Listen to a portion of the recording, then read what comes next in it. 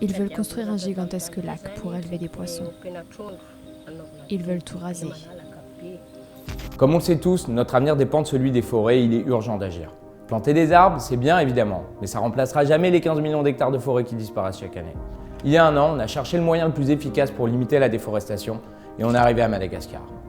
510 000 hectares de forêts disparaissent chaque année à Madagascar. Des forêts où vivent les lémuriens, qui sont les primates les plus menacés de la planète.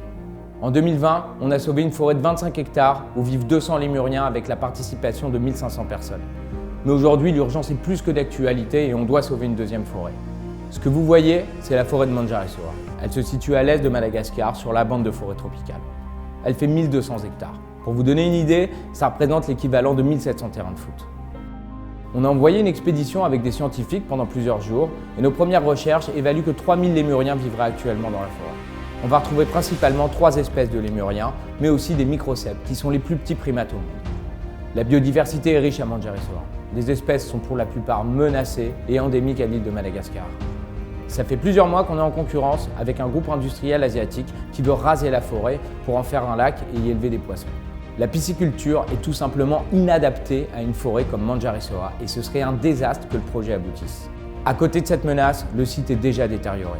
Sur les 1200 hectares, on a recensé 150 hectares déjà rasés, principalement à cause de la culture sur brûlis.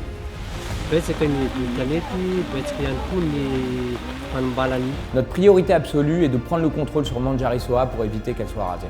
Dans un second temps, on va créer une pépinière pour replanter 150 000 arbres et reconstruire la forêt telle qu'elle était il y a 30 ans.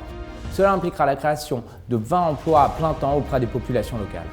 On vient de récupérer la promesse de vente sur la majorité de la forêt de Manjarisoa et on a jusqu'à la fin 2021 pour la financer. L'objectif est de créer un modèle durable qui permet à chacun de participer à la sauvegarde de la forêt. On crée des vêtements responsables qui permettent de financer la forêt. Chaque vêtement permet de sauver 100, 200 ou 400 mètres carrés de forêt. On a voulu créer un lien plus fort entre vous et les parcelles de forêt. Avec un géomaticien, on a découpé la forêt en parcelles qui correspondent aux surfaces de chaque vêtement. Chaque parcelle correspond à une position GPS unique et on vous permet de donner votre nom à la surface que vous avez sauvée.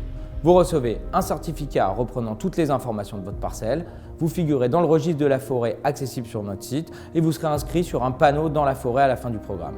Il était essentiel que la fabrication des vêtements soit éthique. Nos vêtements disposent de 5 labels qui garantissent les meilleures conditions pour l'environnement, mais aussi pour les hommes et femmes qui les fabriquent. On a peu de temps pour atteindre notre objectif et il est urgent d'agir. Pour nous soutenir, vous pouvez porter nos vêtements, mais vous pouvez aussi directement faire un don à l'association Forest Calling Action. Merci de m'avoir écouté, on compte sur vous et rendez-vous sur forestcalling.com.